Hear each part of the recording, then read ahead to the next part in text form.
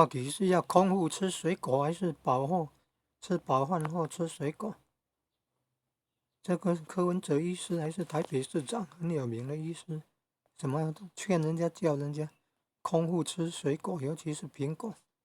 有肾脏病的不能吃杨桃嘞，有什么糖尿病的不能吃很甜的水果嘞，还是有的时候不能吃芒果。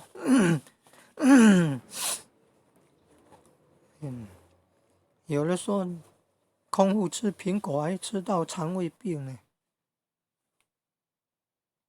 来了令了，伤肠胃了。